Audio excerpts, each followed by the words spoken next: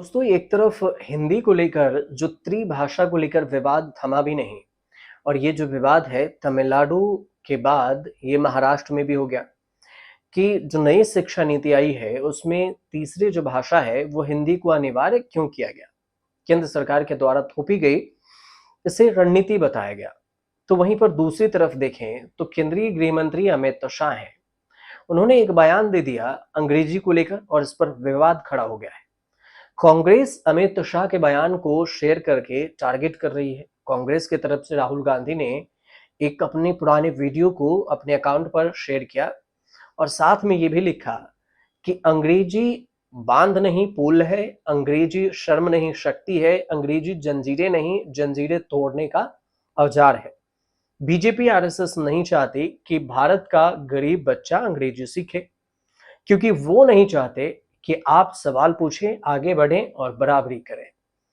तो फिर आज की दुनिया में अंग्रेजी उतनी ही जरूरी है जितनी कि आपकी मातृभाषा जरूरी है, क्योंकि यही रोजगार दिलाएगी और आत्मविश्वास बढ़ाएगी। और भारत की हर भाषा में आत्मा है, संस्कृति है, ज्ञान है और हमें उन्हें संयोजना होगा।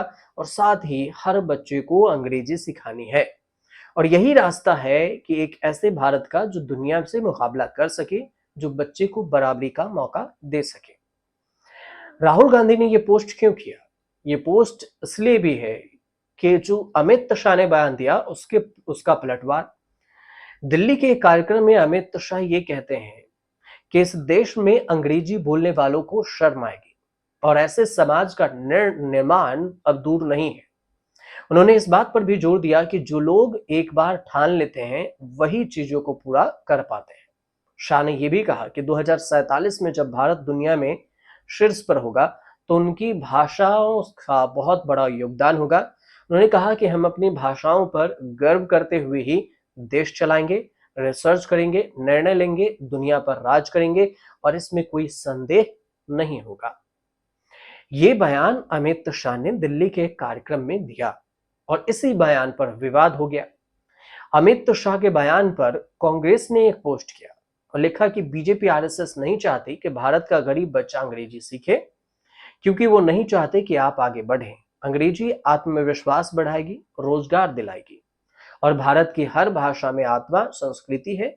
हमें उन्हें संयोजना है और साथ ही हर बच्चे को अंग्रेजी सिखानी है। अब अमित शाह की टिप्पणी भी ऐसे समय पर आई है जब कुछ दक्षिणी और विपक्षी शासित जो राज्य हैं उसमें त्रिभाषा फॉर्मूले को लेकर जो हिंदी थोपने का आरोप लगा। और यह आरोप लगा नई शिक्षा नीति का हिस्सा होने की वजह से। हालांकि कई राज्यों में से अनिवार्यता से हटा भी दिया, उसमें एक महाराष्ट्र भी है। तो अब 27 को देखें तो 27 फरवरी इसी साल जब तमिलनाडु में अमित शाह थे, कोयम्बटूर में ईशा फाउंडेशन के महाशिवरात्रि समारोह में, तो उस दौरान उन्होंने एक संबोधन किया था और उसमें एक बयान दिया था कि सबसे पहले मैं दुनिया के सबसे पुरानी भाषा तमिल न बोल पाने के लिए माफी मांगना चाहता हूं। तो अमित शाह एक तरफ तमिल को सबसे पुरानी भाषा कह रहे हैं नहीं बोल पा रहे हैं तो हम आपसे माफी मांगते हैं। दूसरी तरफ हिंदी को लेकर विवाद है। तीसरी तरफ ये कह रहे हैं कि अंग्रेजी बोलने वालों को शर्म आएगी। तो फिर भाषा को किस स्तर पर, किस राजनीति से और किस विवाद तक पहुंचाना चाहते हैं? सवाल तो ये भी है और यही सवाल विपक्ष की तरफ से भी सत्ता पक्ष से पूछा जा रहा है कि आखिर भाषाई विवाद क्यों? भाषाई विवाद को लेकर सत्ता के जो बैठे सरकार हैं वो क्या कुछ आगे कर पाएंगे, क्या कुछ करना चाहते हैं?